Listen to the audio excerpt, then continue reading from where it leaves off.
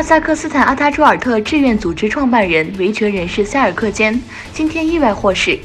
东突厥斯坦出生的哈萨克活动人士塞尔克坚因挺身捍卫东突厥斯坦的穆斯林和突厥语系少数民族而引起国际媒体关注。由于中国对哈萨克斯坦当局的压力，塞尔克坚3月遭捕，并被送到哈萨克斯坦首都诺尔苏丹后，一度遭软禁。专家指出，中国当局大规模非法拘禁维吾尔和其他穆斯林少数民族，导致新一代维吾尔人的根源被剥夺。自由亚洲电台维吾尔部负责人阿里木瑟伊托夫于8月7日的一个节目中表示，从2017年以来，中国当局在东突厥斯坦将100多万维吾尔、哈萨克、柯尔克孜和其他穆斯林成员关进集中营，他们的孩子被送往孤儿院，接受爱国主义和汉语教育，而他们的根源被剥夺了，他们不知道自己的父母的宗教信仰。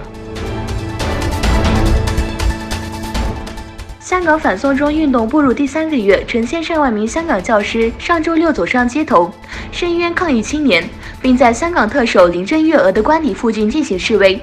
香港职业教师工会会员走上街头举行抗议活动，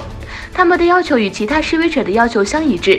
包括收回引渡法修正案，就警方对示威者使用武力展开调查。教师游行队伍在遮打花园集会后，于当地时间11点半来到林郑月娥的官邸。示威活动组织者宣布，共有22000人参加了此次行动。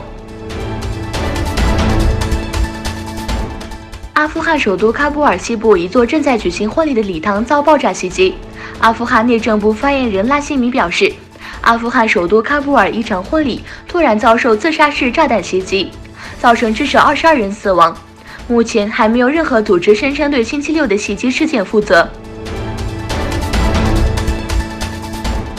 SpaceX 公司和特斯拉公司的首席执行官埃隆·马斯克仍然希望在火星上投放核弹，把火星变成适合人类居住的星球。本周五，他又在社交媒体推特上发声，科学家们一直在打火星的主意，希望将之建成人类的第二家园。宇宙狂人马斯克却始终对此念念不忘。